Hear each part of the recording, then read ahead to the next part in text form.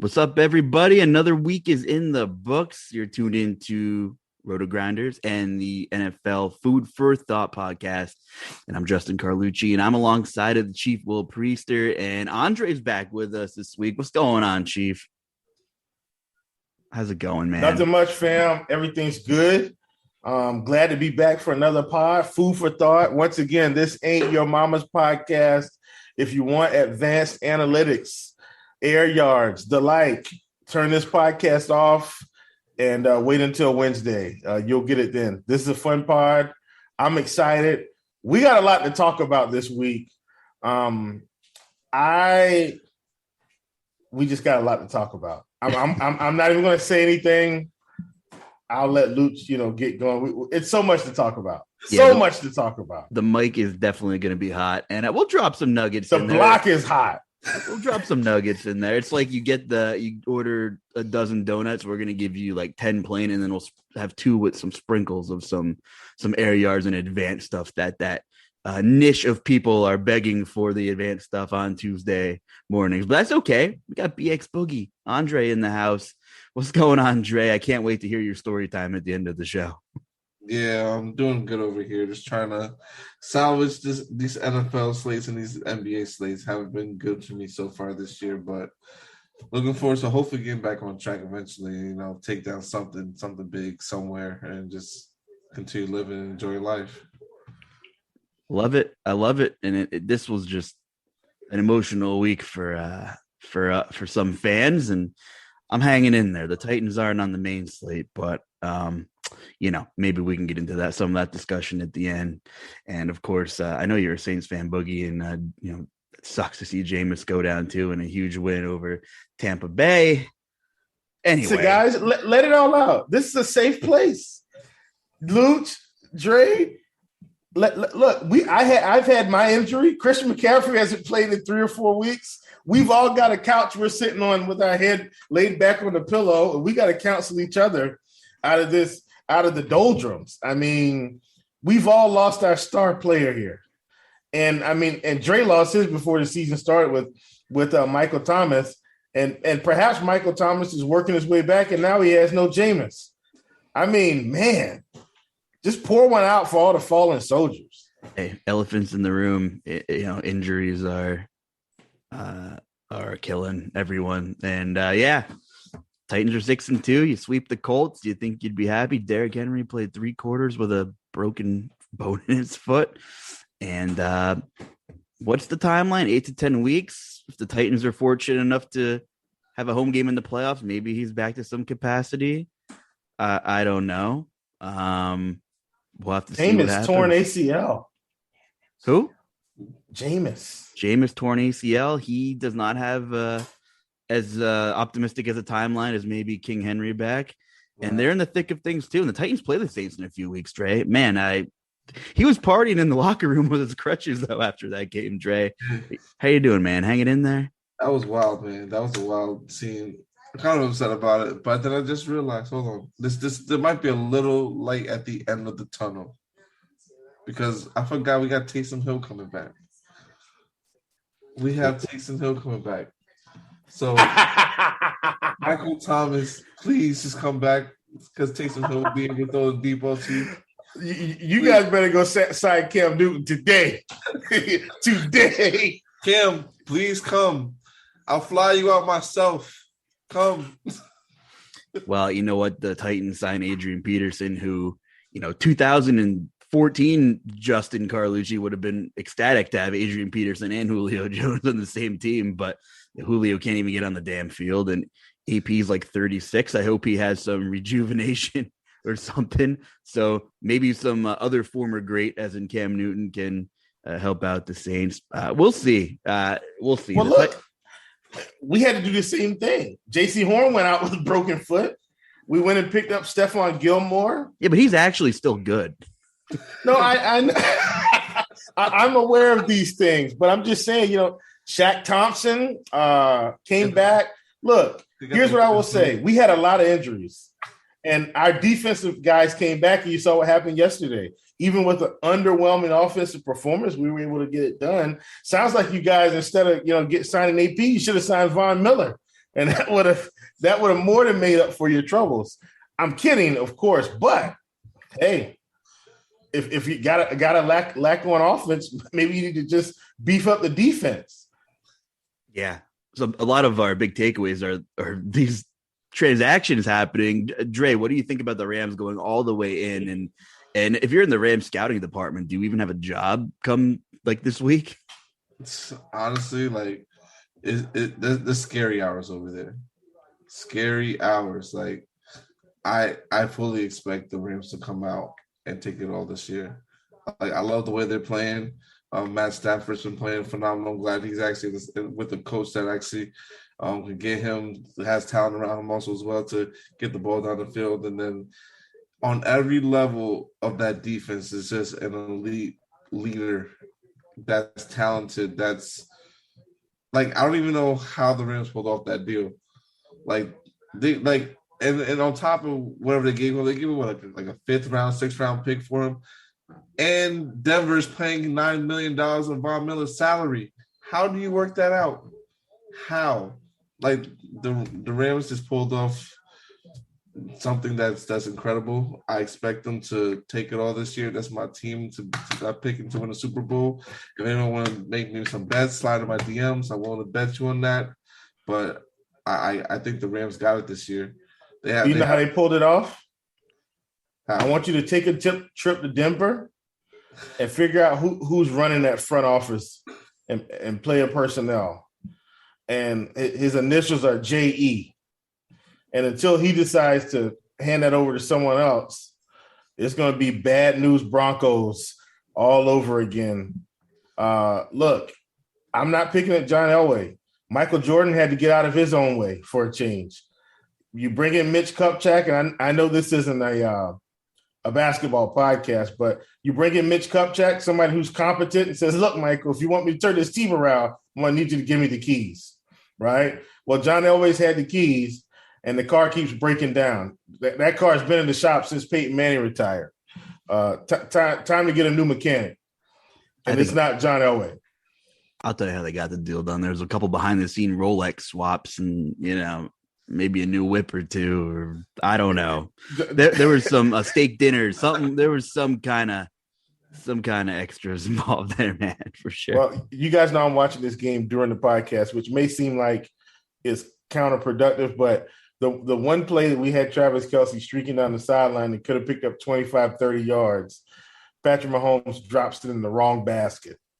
Just, beat the guy off the line and just, I got props going, guys, so you have to excuse me here. Man, what a way to enter this show. What an intro. Yeah, I think we got to continue the injury theme here before we move on to some of our other big takeaways. So in the same realm of not playing football, Calvin Ridley said, I'm stepping away from the game for X amount of time. We don't know. I hope all is well there with him. He did miss a game previously, 2 weeks ago, I think he missed as well. Yeah. So, man, I haven't heard any updates on him. I hope, what a great young player. Seems like a good dude. I hope all is well there. Face of the franchise in Atlanta. So I hope Calvin Ridley, I hope all is well with him. What do you guys have any thoughts there on him? Have you heard anything? And I guess from an X's and O's and a DFS standpoint, what does that do for the rest of the Falcons offense? It doesn't do anything for Russell Gage. I can tell you that.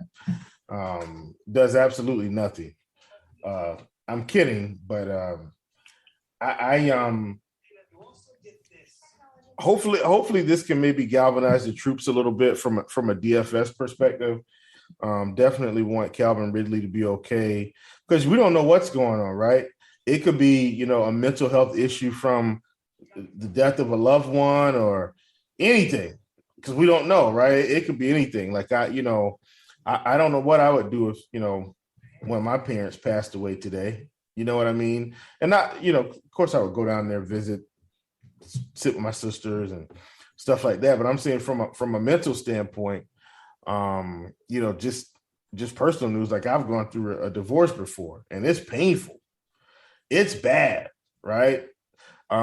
So I can only imagine, you go through something like that, you just want to sit at home in the dark and look at a wall. You don't want to do DFS. You don't want to talk to anybody. And, you have things bottled up inside. And so I don't know what his story is, but, I know how I felt for a good while. And so, thankfully enough, and this is something nobody knows, I don't mind sharing, but thankfully enough, I was able to talk to Dan and tell it, just kind of tell the guys, look, man, I need some time. Like, I'm having a rough time right now. And they understood. And so I was able to step away. And when I felt like I was mentally ready to come back, Dan's like, hey, whenever you're ready, come back, man. No worries. And so, like I said, I don't know what he's going through, but I know what I felt like. And so I can relate in my capacity for him, if that makes any sense. Yeah, I salute him for that. Taking the time out to actually to recognize that, just in general, because everyone goes through something in their point in time life, and I know like me personally, like I've lost like my great grandmothers, my grandmothers. But like losing like a best friend like I have at a young age. Like I was like 21, 22, I think when he passed, and he just came out from California to see me the summer before he passed. So that was kind of like, that was big for me at the time of my life. Like that was my best man. Like that was gonna be my best man at my wedding and everything. So it's like that's something you don't expect happening, and it takes a while to get over that. Sometimes you never get over it. You just learn how to deal with it and live through it. And whatever he's going through, I just hope he's all right.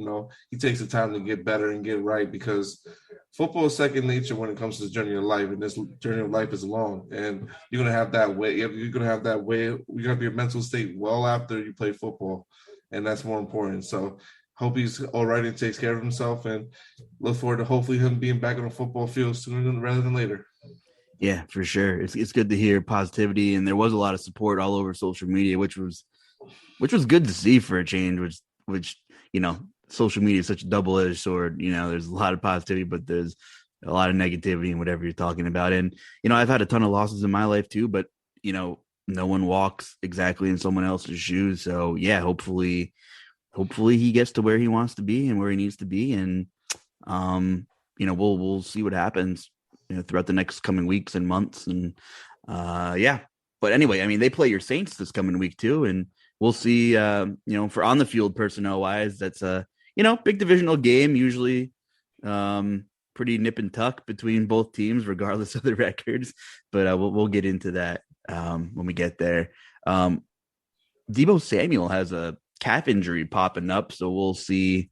What a monster he's been, by the way, this season. So we'll have to monitor what's going on with Deebo. It's one of those where it's like every week you're like, he just can't perform as an alpha one receiver every week, and he keeps doing it with subpar quarterback play.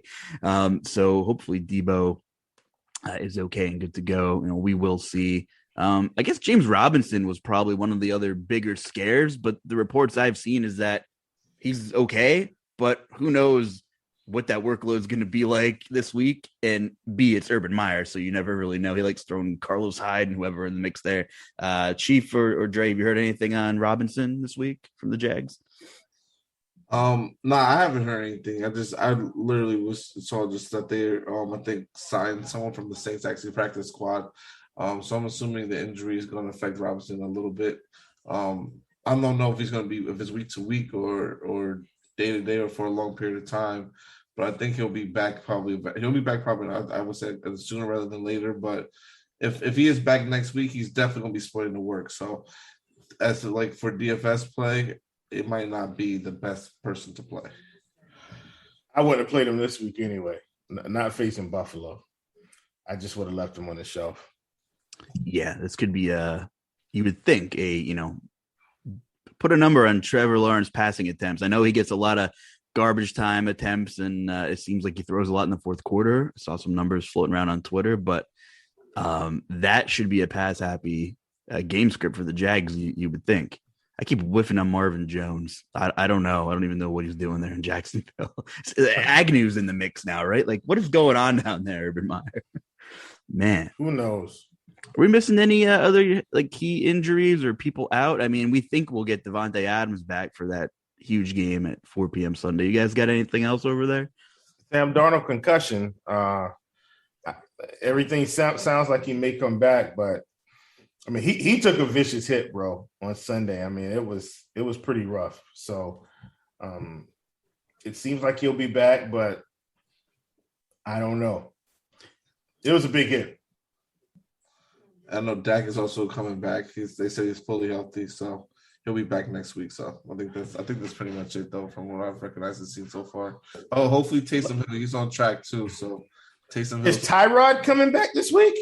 Tyrod was back last week. They just had what's it called starting. Another guy starting. No. But that's what I mean. I mean, I'm saying, is he going to be leading the charge, or do you think they're going to stick with Davis Mills? I hope they play Tyrod, but who knows? He was supposed to play last week, and they just played Davis Mills. Okay. Yeah, you're kind of at that weird point where it's like, what's the point of throwing Tyrod in? But I feel like the last 3 or 4 times he's had an opportunity, he's had bad luck or not a fair. He got stabbed in the chest by the Chargers team doctor, and they punctured his lung. I don't know if I want to know the real story behind that. If that was just a cop out to get, like, if it really even, I don't know, to get Herbert in the mix. I guess there's my conspiracy theory. But like, poor Tyrod Taylor, he's not that bad. Like, he can manage games and pick up some. I don't know. Like, he's not that bad. But Brandon Cooks, Tyrod's the reason the Bills are the Bills today again. Mm-hmm. Like he's the reason the Bills Mafia didn't go rotten, in a grave somewhere. Seriously. When I do think of Tyrod Taylor, I do think of the Bills. I do have that in my head too. But anyway, all right, Chief. I know you're itching here. Elephants in the room. Give me a big takeaway from Sunday. And you know what? If you want to let it rip about the Kansas City Chiefs and Travis Kelce, I don't know if that's on your short list, but whatever you want to do here, man, the floor is yours. I'm not even going to talk about it. What we're going to talk about is, and maybe it was a trap game, okay? Perhaps it was a trap game. You go into Baltimore. I mean, just drop almost 50 real points. Oh, strip my heart out right away. And then you run up to New York and struggle with the Jets. What are we coming to in this NFL season? I'm very confused. And look, it is a week-to-week league, okay? I understand that. I understand the NFL, more than any other league, is a week-to-week league. And in the spirit of being weak, you have to beat the weak teams, WEAK, during the WEEK. And when you can't accomplish that as a Bengals team that's trying to ascend, and God, I'm feeling like Stephen A. Smith right now. When you're trying to ascend into the next level of playoff air, you cannot go out and lose to the Jets. Now, perhaps that's all they needed, because the Tennessee Titans lost to the Jets, and then magically they got better. Perhaps Cincinnati will be better this week, but you cannot lose to the New York Jets as an elite team in this league. And clearly you can, because teams are doing it. And as I said before the podcast, who are they playing this week? The Indianapolis Colts. Are they pretty good? Yes, they're going down. Colts beware. Short week, Thursday, maybe not enough time to prepare. I'd be shaking in my boots right now of these New York Jets. I mean, the ghost of Joe Namath is running through that building. I can tell you that. Ray, we might have to skip your story time at the end, and you might just want to tell your story now because you saw it firsthand. Yeah, I saw it firsthand. That was heartbreaking. Like, first of all, we don't gamble here a little bit. So I pretty much play like Survivor Series. So I went out to Vegas when I was on vacation. Went to Circa, so they had $1,000 entry, six team entry for your Survivor pick, and first place wins if you survive all the way and get 20 picks completely correct. You win $1 million. You win $6 million, not 1 million, not 2, but $6 million. So I'm like, okay, cool. I'll do this. I'm pretty good at this. Let's see what happens. So two of my teams I've been entered 3 contests. 2 of my teams get knocked out in the first week because of BS stuff. So I said, okay, cool, whatever. I got 1 team left. Let's see what happens. We ride it out. Every week's going as planned. Had a little scare when Detroit almost beat the Minnesota Vikings. That was a big scare. So I was like, okay, I'm just pick easy teams that I know are in easy matchups to win. And then we get this week where you have the Jets play the Bengals. And I said, you know what? I'm feeling confident in this pick. I'm going to go to the game. Not too far from where I live. Let's just go to the game and see how this turns out and just collect and be happy move on to next week. So then I'm just sitting there and just watching the game go by. It's all to a slow start. I'm like, okay, this is kind of interesting. This is very uncomfortable for me, but let's see what happens. And then we see Cincinnati take a 10-point lead. And then they just continue to put the pressure on them. And then I don't know what happened in the second half or more so the fourth quarter that the Jets decide to just wake up and just like you said, the ghost of Joe Namath must have gotten somebody's spirit, somebody's body somewhere, somehow. And they just started playing I've never seen no one play like that. They go from playing completely horrible, getting abused, to just their defense was like elite. They could not be stopped on offense. I said this game is not. I was so nervous, and then when we had a chance to get the ball back, I blame the refs for this one though. We had a chance to get the ball back, and then I felt personally that the defensive lineman already had the quarterback, and then and while he was throwing the ball, and then they called roughing the passer. 15-yard penalty pretty much seals the game, and that's over. My heart was breaking. The Jets fans in there were happy, screaming for joy, and I was surrounded by some Jets fans and mostly Bengals fans. We all upset, but I'm upset because it was $6 million. That was a $6 million pick that's supposed to be easy. That just got wasted and went down the drain. Like, yeah, I'm $1 million winner. Yeah, $1 million's a lot, but $6 million is a lot more.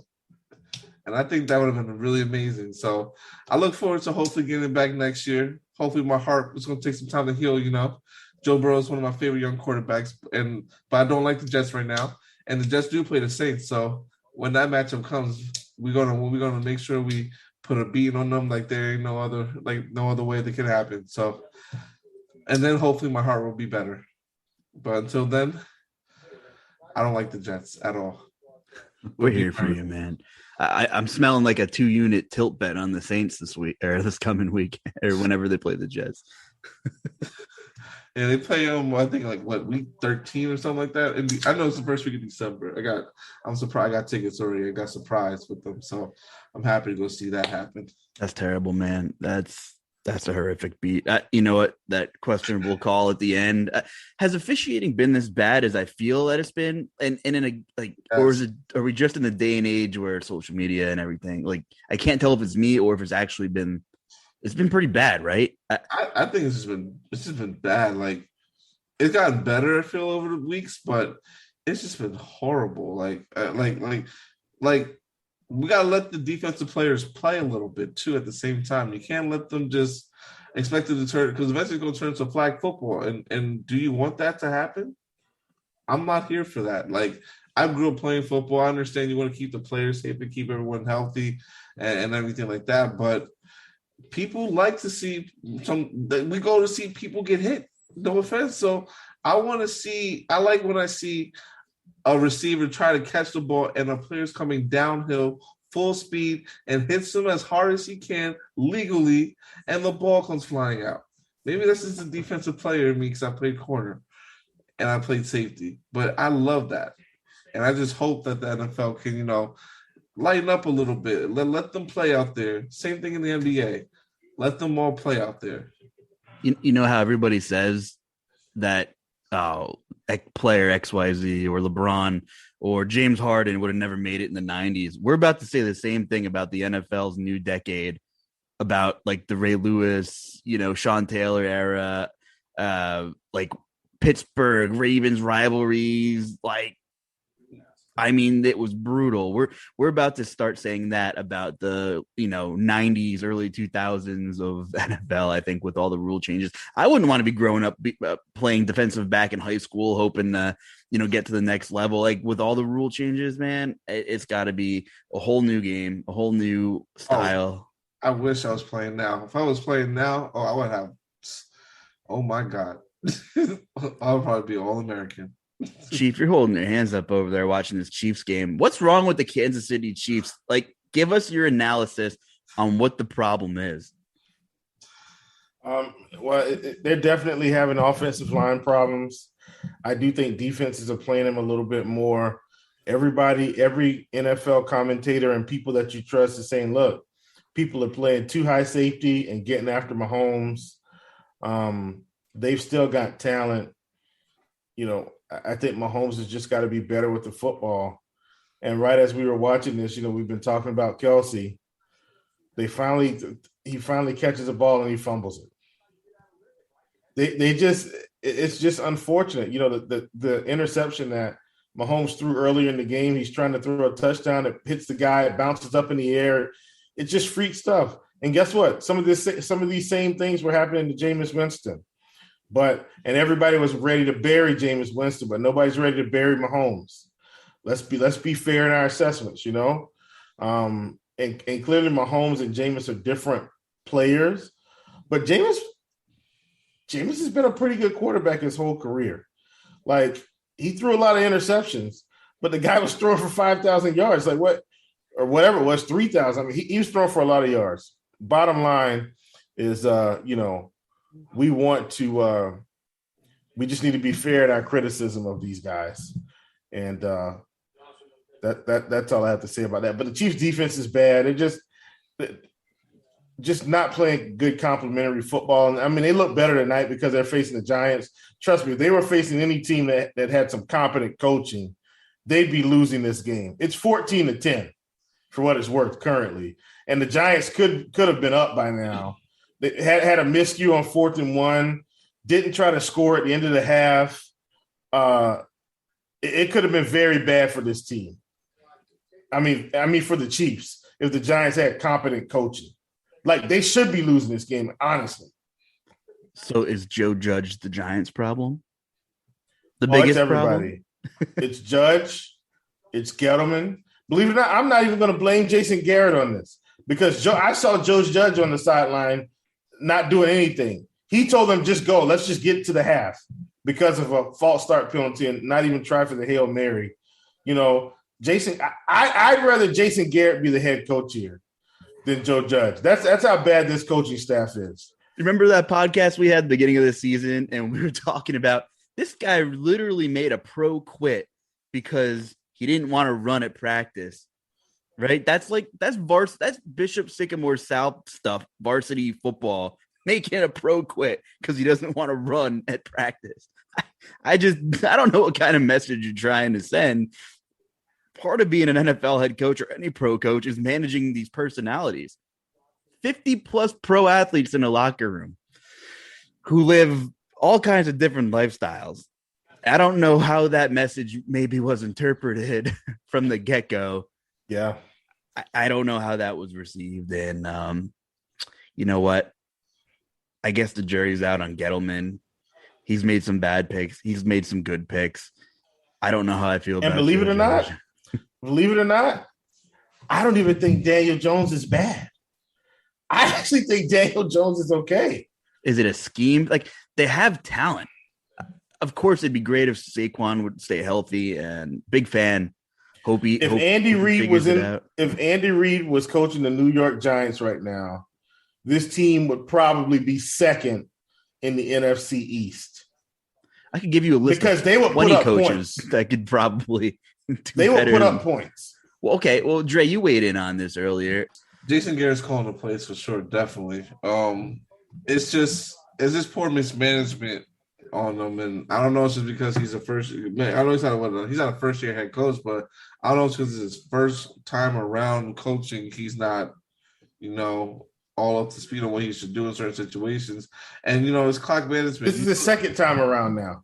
He's not a rookie coach anymore. This is his second year. And no, I know that, but I'm saying like you got to work in these situations. You should post even when I remember when I was playing football in high school and in college. My coach just made us prepare for every situation possible. Like we ran 2-minute drill. We ran like no huddles whenever we didn't have no timeouts. We ran every situation possible so that we were prepared and knew what to do.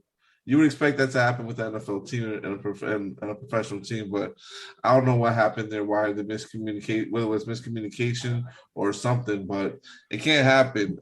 And with the Chiefs, I think the league is also just catching up to the Chiefs. They're not the surprise elemented attack and high octane offense as they once were, because people realize what they can do and the talent that's around them and how they attack it, have enough film on it over the years. So now it's like the Golden State Warriors where they were light years ahead away from everyone else, and now the league is caught up. Same thing now is happening with the Chiefs, and the thing about this is, are the Chiefs going to be able to get another Super Bowl out of it, like the Warriors were able to get 3? That's the thing. A big takeaway for me was New England on the road getting a win at the Chargers, and don't look now, they're playing 500 football. That could be a big head-to-head win if the Chargers are 4-3 now. I don't know who's going to win that division at this point. The Raiders are still at the top, despite everything going on. And New England, everybody's trashing this rookie quarterback class, but Mac Jones has done exactly what everybody wanted out of him: manage games. The rest of it, they want to run the ball with Damian Harris when they can. Every now and then they'll have some splash plays when they could squeak one out, but they play pretty good defense.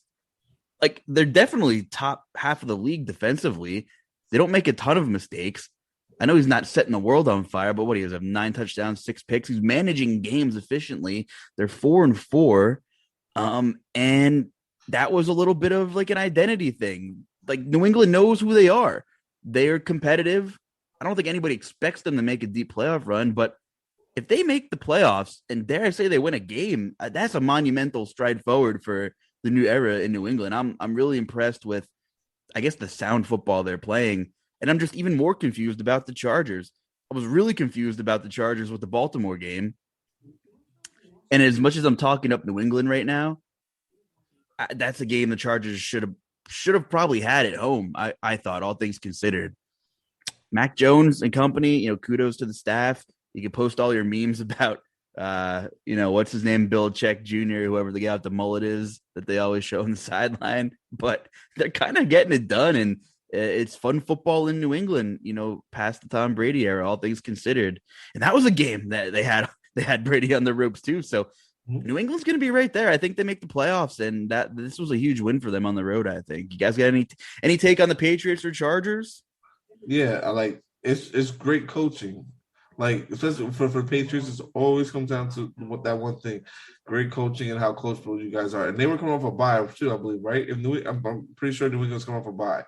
And if when they come off a bye, you give Bill Belichick that much time to prepare for you, he's going to know the ins and outs of what you're doing and what you're running. So I'm kind of honestly not surprised that they beat them. I think what New England's doing over there is phenomenal, though. I did pick them earlier in the year to win a division, but that's because I thought Cam was going to be there and they were going to light things up. But everything then, obviously, it's changed around. But they're playing at least good 500 football. They could possibly maybe make the playoffs as a maybe. Mm-hmm. But we'll have to see what happens. But when it comes on to the other side with the Chargers, it's going to be tough. That division is just tough, though, as a whole. They should still be the favorites to come out of there, but I do love the way the Raiders have been playing so far. And it's going to be interesting and come down to the wire to see what they're going to do. Injuries, I think, also been playing a part with the Chargers too, and their defense has not been as good as they were at the beginning of the year. So maybe that's falling a little bit, but maybe after a bye week they'll get back on track if they haven't had their bye ready, and see how things go. Oh, who scored a touchdown? Evan Ingram. Evan Ingram with the TD. Here come the Giants. Chief, who are the Chargers? Like, do they have an identity at this? Like, who are they? Are they? We were crowning the Chargers. I mean, it seems like every top team gets knocked off at some point when we're ready to say okay. Week to week. I mean, we go with Arizona, and then Green Bay goes into town and wins. Look, man, they're still elite teams, right? At the end of the day, whoever has the best quarterbacks and the best coaching staffs are going to win. The Buccaneers are going to be there in the end. The Rams are going to be there in the end. In the AFC, the Bills are going to be there. I can't really say much about the Chiefs currently because I don't know what they got going on, but Baltimore is going to be there. Good coaching staffs, good quarterbacks, right? The Patriots may very well be there in the end. They may very well be there in the end. And that's the crazy thing about it. Even the Colts, how much does this Derrick Henry injury affect what the Colts were able to get done, even though they lost the game? Does this give them a little hope in their division? I think it does. I mean, look at the division. It's Tennessee, it's the Colts, it's the Texans, it's the Jaguars. You're telling me the Colts can't get back to the top of this division? It's going to get really interesting here this next half of the season. They gotta beat the Jets. If they don't beat the Jets, then well, I don't know if they're going to beat the Jets. The Jets don't want to play bottom 500 teams. They want good teams. So I think, what are the Colts? Are the Colts 500 or are they under 500? No, they're 3-5. Oh well, they're going to lose. I mean, the Jets are going to lose. They got to play the creme de la creme. I think I'm a pretty reasonable Titans fan. I think they have tough sledding. The Titans are a decent team. Henry had under 75 yards the last 2 weeks, and they took it to Kansas City, who apparently stinks. I get it, and one against the Colts. But the Titans do have 2 left against Houston, 1 against the Jags, and 1 against Miami. I think at worst, they probably split even without Henry. And I don't know. I think the Colts are done. Can they sneak in the wild card? Yeah. But I don't think they're going to win the division. But imagine if the Giants actually try to get a field goal on that last drive, they'd be up by 6 instead of 3, which would be they'd be forcing the Chiefs almost to at least try to score a touchdown. Crazy. Anyway, I'm done talking about this. All right. Before we go on to Recipe for Success, we had a little trivia session on the last show, right? So I'm going to try to hit you with the trivia question here. And I think it's a pretty good one. So there's a player who's on a team that we talked about today, which probably doesn't help you too much. He has 37 career games, 130 catches. He's never scored a touchdown. And he's a known player, I'll say. He's like a notable player. Like he has been on DFS rosters frequently this year. 130 catches, none of them have been for a touchdown in the NFL. We can do process of elimination here if you want. And we talked about him today, you said? We've talked about the team he plays on today. I know who it is. You know who it is? I think so. Really? If you get this, I will be shocked. If you get this, I'll give you the gold star of the night for sure. Jacoby Myers. Wow. Are you serious? Yeah, he's on my fantasy team. That's fine. So you know if he scores or not. Man, good call, Dre. I would have never. You know what? God, that makes so much sense. He's never scored a touchdown. Like you just have these visions of Kendrick Bourne running down the middle of the field, and you're like, it's Kendrick Bourne.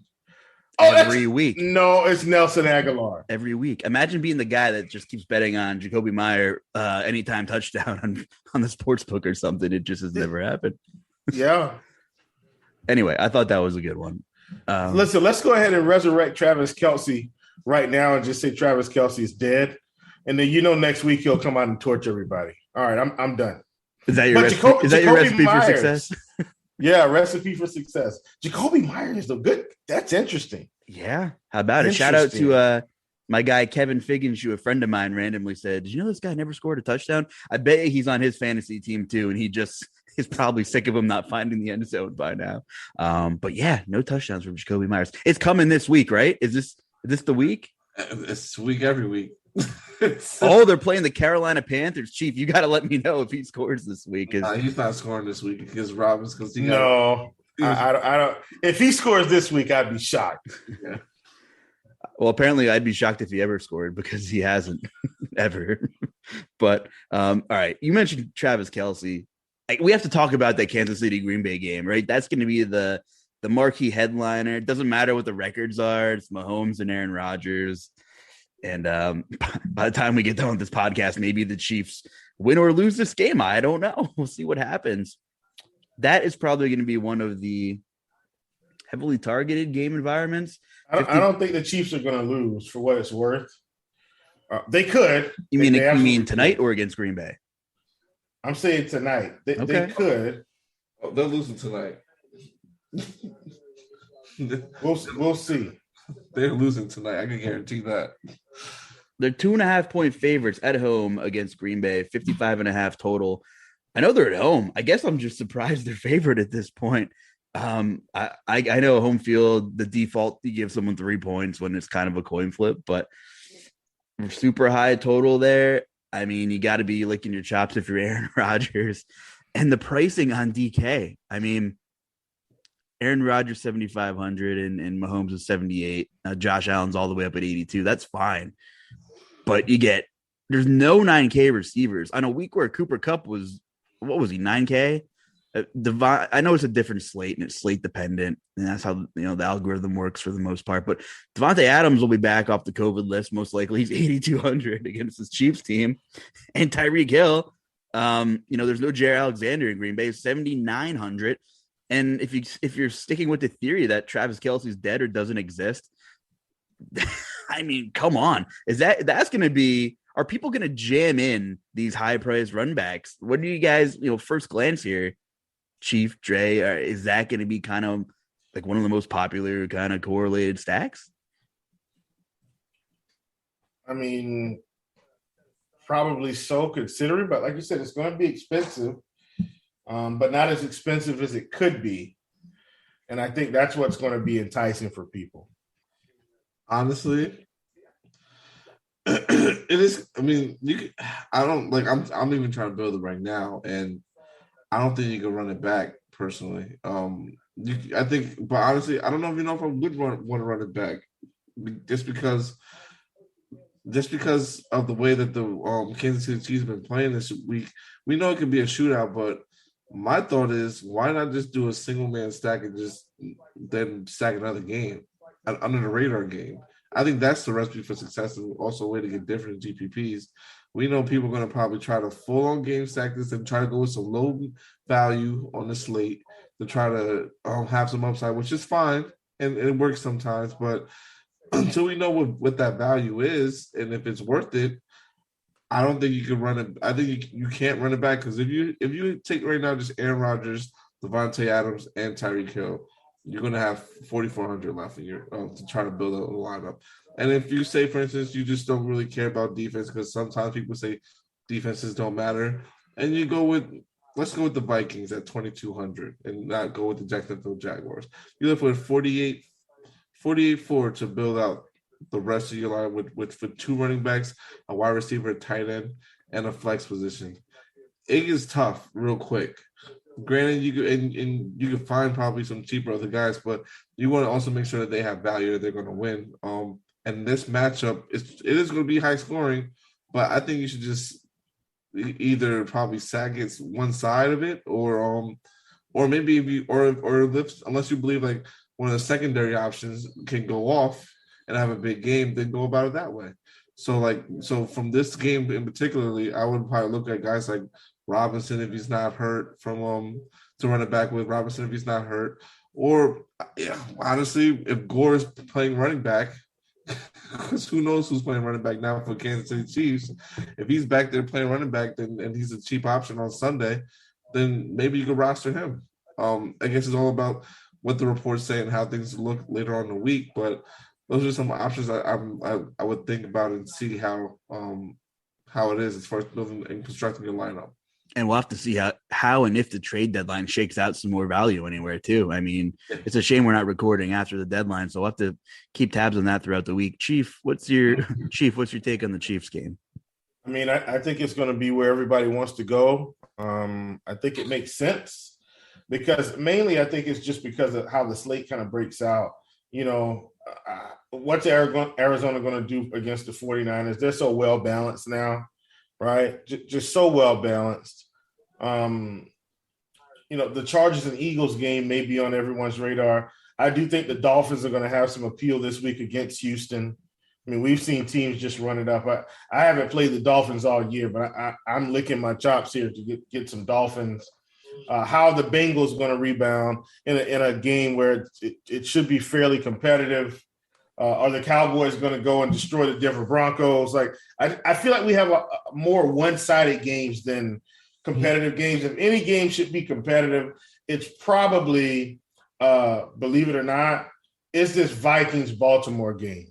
And I think that's a sneaky one to start out the week where, you know, you're going to get Lamar Jackson at 7,300, and he's got some weapons.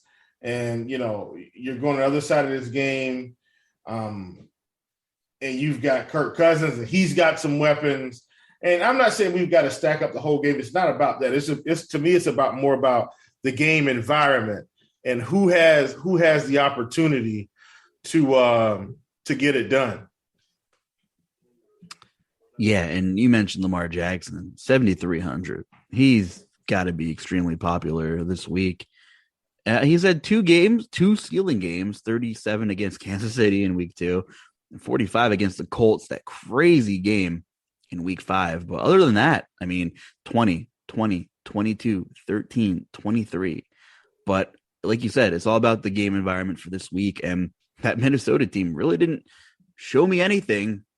Letting for Cooper Kupp go for over 3 against him. I mean, a Cooper Rush,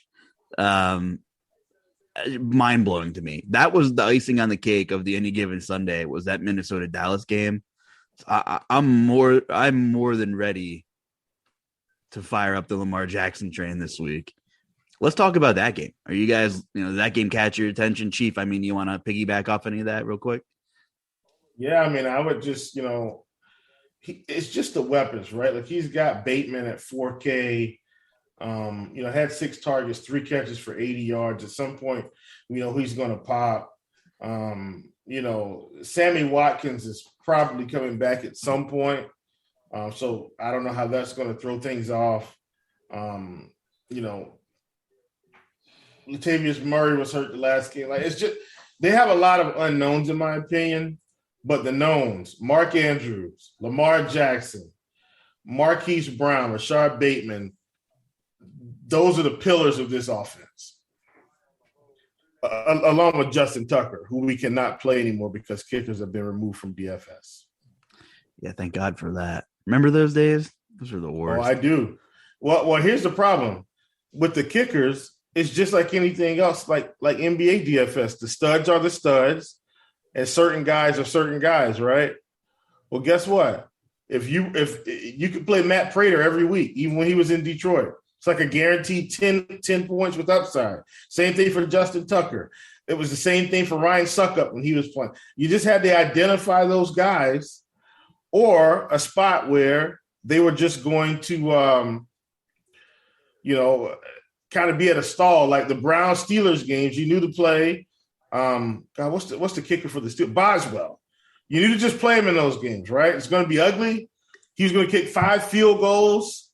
Just so many things you could do. So anyway, there goes that. And as I'm watching, this game is tied 17-17. Oh, what could have been if the Giants just kicked a field goal before the half? Oh, what could have been?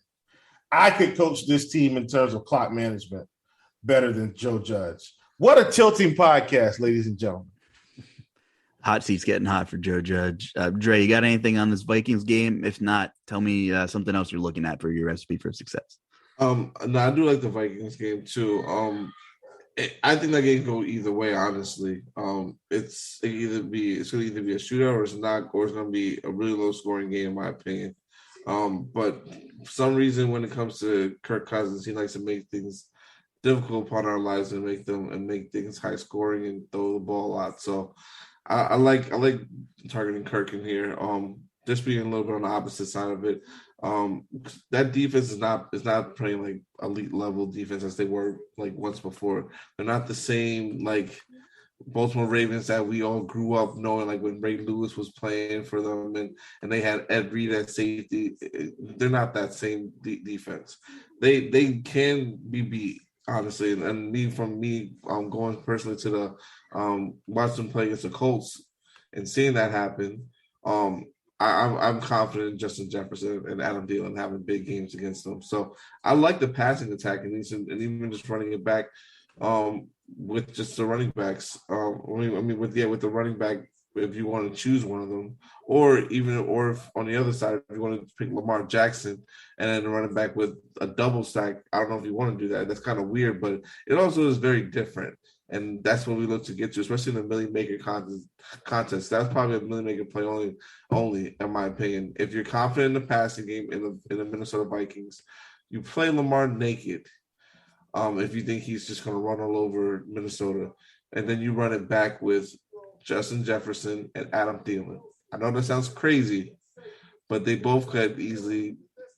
That's like I said, this defense is not the same defense as they once were. They both could easily probably get over 100 yards in this matchup, and have a touchdown each. So depending on how it shakes out throughout the later in the week, that's something to think about. That's very, very different and unique in GPPs. And that's the $20 Millie Maker play only though. That's not nothing like, all right, are you playing a $200 or $300 wildcat lineup? Don't go doing that. No, because then I can't guarantee you're gonna cash with that. But that's just something I think to worth throwing in the Millie Maker to see what happens and what comes up. Cool. Yeah, your leverage would definitely outweigh your projection. But hey, large field stuff, we've seen some weird stuff. Take it down. You got to think outside the box in those type of situations, especially going with NFL going against 200,000 other people on a weekly basis. Yeah, you have to think about those weird things. Chief, talk to me here. What are you looking at here? Any other teams you're targeting? Any players pricing popping out to you? I mean, nothing crazy right now. Like I said, I think I don't even know if I'm going to be on any type of game stack this week. I think I'm going to play the Dolphins. I might run it back with Brandon Cooks. I might not. I think I'm going to play. If I had to stack one game, it would probably be Chargers Eagles. But I'm definitely interested in like one side of some of these games, like the Raiders against the Giants. The Raiders could put up buku points here against the Giants. The Bills could go to Jacksonville and throttle the Jaguars. Like that's kind of the stuff I'm looking at. Just one side of a game. I'm not really feeling the full stack like we would usually. Just not feeling it. I think you make a good point about the Birds. Boston Scott out-snapped Jordan Howard. 29-20. I can't believe we're saying Jordan Howard. We're talking about Adrian Peterson. We're talking about Cam Newton coming back. But Boston Scott, we've seen him in kind of these fill-in roles before, and he's been serviceable. And the Chargers, I know Boston Scott scored twice and he played Detroit, but the Chargers are giving up damn near 160 rushing yards a game. And Nick Sirianni decided to run the ball post Miles Sanders stretch there after he took a bunch of criticism. What a slap in the face for Miles Sanders. For sure. Absolutely. And Boston Scott's fairly priced though, Dre. What are your thoughts there? Yeah, I was about to say he's priced pretty well. He's at what? He's at 5.2K. He got 12 attempts last week and 2 touchdowns on 60 yards. And Gainwell though as well got 13 attempts. So I'm gonna have to look at the film because I haven't watched the film yet on that to find out when those attempts come for Gainwell. But if Boston Scott is getting most of the work, because I know they were up by, they blew out Detroit like 49-0 or something crazy. So if Gainwell just got more attention at the end of the game, then I definitely want to go with Boston Scott for sure, because if he's going to be that guy getting a workload and being the workhorse that running back for him going forward, that's a cheap price to play. That's a value play right there. And someone I think we should definitely try to target for sure in GPPs. Another play that I was looking at is down here. It's a little bit higher in price is Myles Gaskin going against Houston. We know Houston's defense is not that great. I think he has a potential to obviously rush a couple balls in, especially since the other running back I think that they had is on injured. It's hurt. I think he's on IR if I'm correct. But he had 12 attempts last time, and the week before that was 15 attempts. And he also was getting obviously the receiving work in the backfield too as well. So we're getting about 4 to 3 targets or receptions at least per game.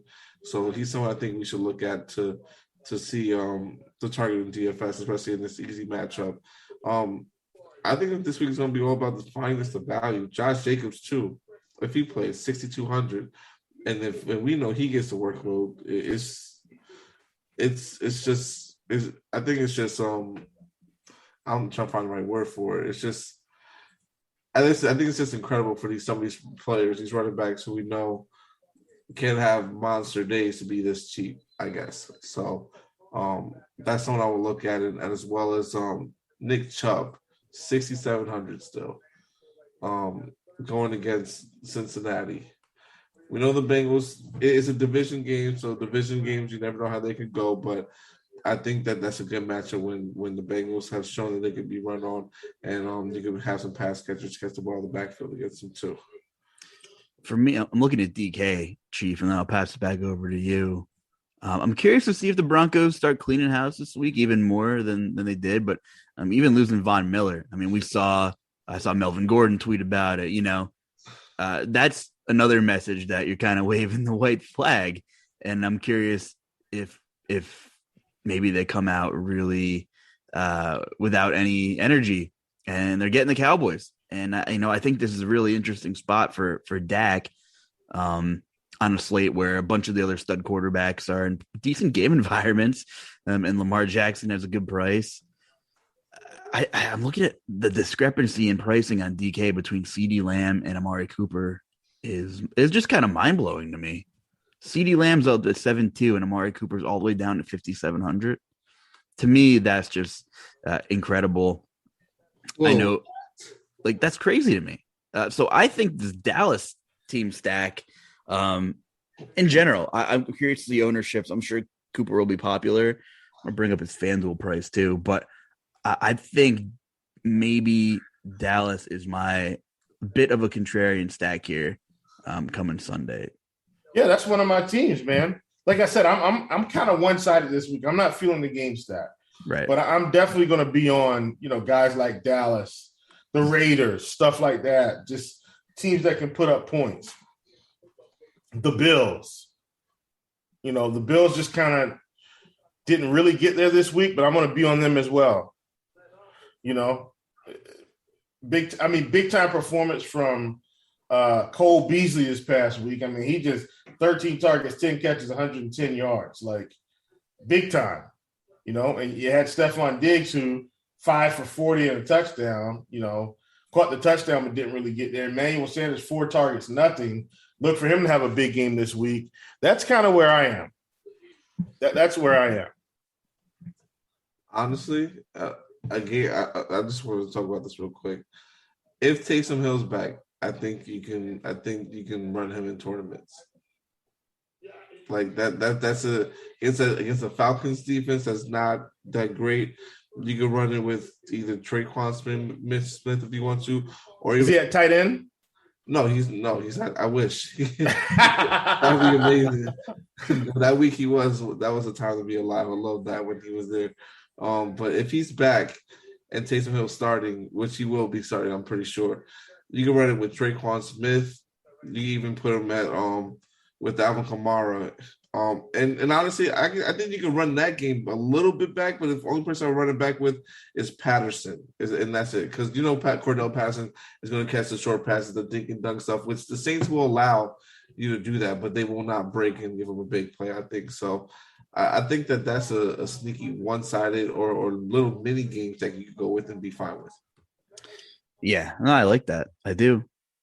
I just checked on FanDuel, by the way. There's only a $600 difference in salary between CeeDee Lamb and Amari Cooper.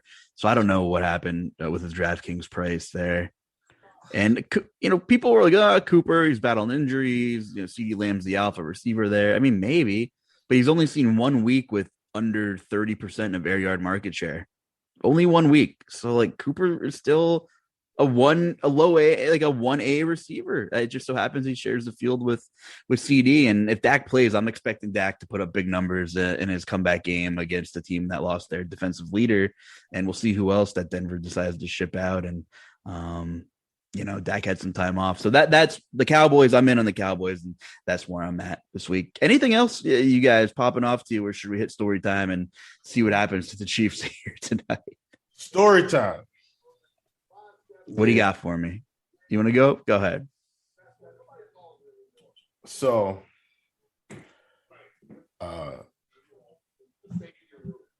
it's basketball season where I am. And so it's time for me to start coaching again. And we got a chance this week to go and visit a college coaching staff, which was really cool. And we do this every year. So we go and visit the college coaching staff, learn some things from them, watch them practice, watch how they interact, just things. Well, the coaching staff at the university has changed quite a bit. And one of the varsity assistant coaches, Coach Williams, comes up to me while practice is going on and says, "Hey, Coach, what's going on?" I said, "Oh, nothing much, Coach." He said, "My God, this is a cute coaching staff." I said, "Oh." He said, "I like a good Latin woman. Do you see?" The head coach of the women's team at the university is Coach Garcia. And, she's about his age. Coach Cecil's, I would say, early 50s, 50, 51, somewhere up in there. And I think Coach Garcia is probably around that same age. But, man, did he have the hots for her. Coach Garcia, ladies and gentlemen, had Coach Cecil coming to me saying, "Man, this is a cute coaching staff." Well, it's really one lady you're interested in. So she makes the whole coaching staff cute. Hey, go for it. At any rate, that's story time. One of the funniest moments I had this week. That's a trip, man. Dre, I know we stole your thunder earlier with your miserable time at the Jets game, and sorry for that. But got anything else going on? It's been a while since we talked to you on the mic here. Honestly, that's much of my world has pretty much been trying to play DFS. Look, pretty much trying to also looking to hopefully move within the next year. So trying to look for different locations. Going to be probably travel a little bit to the West Coast to see about some states and places where I can play DFS at and enjoy the nice weather all the time. I think it's well deserved, and I think it's that time to just move out there and get it done. And then I'm planning also, since it is kind of story time and my girlfriend does not listen to this podcast, I'm planning something special for her. And it's something that's been in the works. It's going to happen for a very, very long time. Hopefully it happen. We'll have some news come March of 2022 and with some big news. And hopefully I look forward to it and seeing what she says when it happens. March of 2022. I hope we talk to you before then, but you definitely will. We know we definitely will, but it's just something that All right. Bling bling every time It's been in the works for a long time, so I just want to make sure that it happens. Chief, this guy's setting the bar high on this program because we just threw surprise birthday parties, but he's setting the bar too high. I'm glad our significant others don't listen to this one either. Otherwise, the heat in the kitchen would be turned up a little bit, probably. Travis Kelce, ball at his feet. God, I'm muting myself. I'm just gonna mute myself. Man. Well, hey, best of luck, Trey. But our mind's on Travis Kelce right now. Sorry. But man, that's awesome. I'm actually I'm happy for you, Dre. Seriously. Yeah, for sure. Where do you want to move headphones to? In? I'm thinking more so Arizona right now. That's a lead place I'm looking at.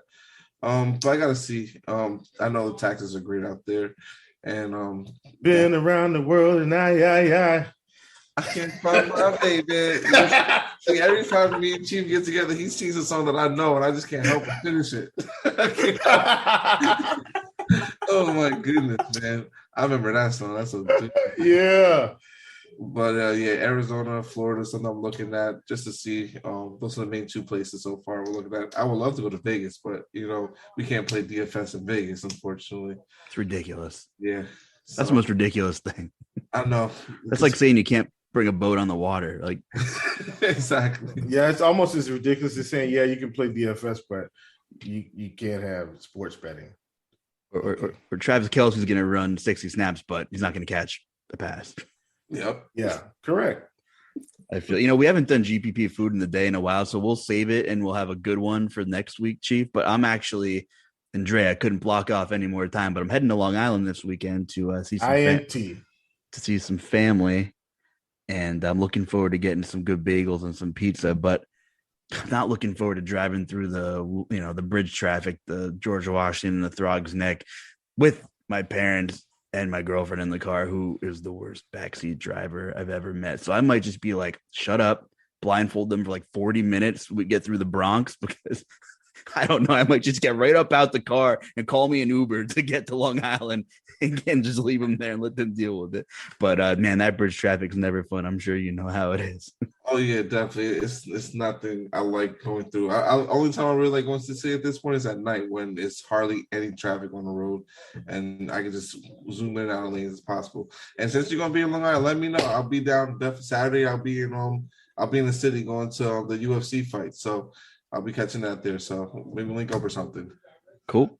Will do. Well, thanks for joining us again, man. Where can the people find you out on Twitter, and what kind of stuff you got going on at RG this coming week? Find me on Twitter, the BX Boogie Dre.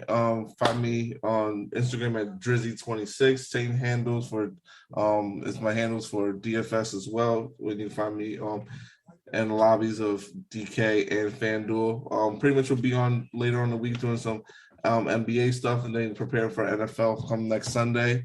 And I know I've been saying this for a while, but I'm gonna be more proactive with it. And if y'all want any advice or anything like that, hit up me in my DMs. I'm definitely want to always help, trying to improve everyone and get them better, and everyone make some money and hopefully live a good life.